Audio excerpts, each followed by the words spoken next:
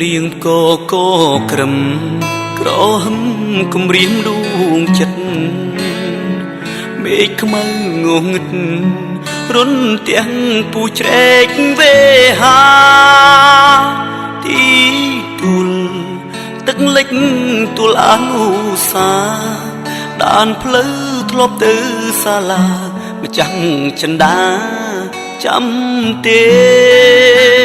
ខ្ញុំកាត់កេសាអូជាជួនព្រះធរណីលោកនេះគ្មានពីជីវីប្រគល់ជូនថ្លៃមេឃធំភ្នំភួជួយជាសាស្រីនឹងតារក្សាដើមជ្រៃបនទុនស្រីឲ្យនាងយល់ចិត្តទឹកភ្លៀងហូរលីងនឹងទឹកភ្នែកឲ្យខ្ញុំស្រណោះមុនពេកកាលរួមថ្នាក់រៀននឹងស្រីអោទឹកភ្នែកអ្នកហូរមកធ្វើអ្វីក្រែងស្រស់ស្រីគេឈប់មេត្តា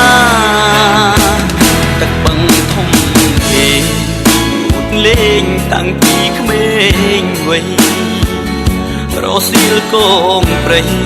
លើកហាត់បួងសួងទេវតាអារាំងព្រៃភ្នំជុំចិត្តជីវ៉ាខ្ញុំកាត់ថ្វាយគេសាសូមតែចិនដាននាងប្រណី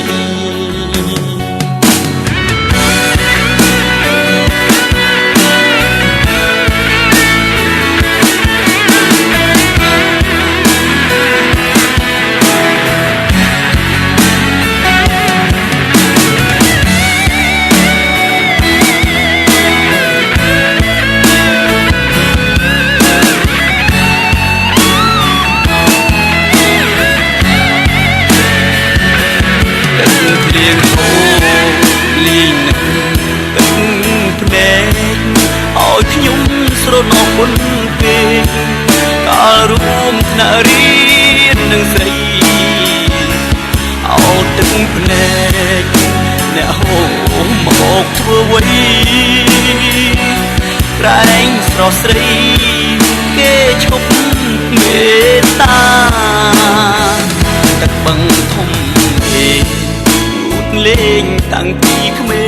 ងវ័យរសៀលកងព្រៃលើកហាត់បួងសួងទេវតាអារាំងព្រៃភ្នំជុំចិត្តជីវ៉ាខ្ញុំកាត់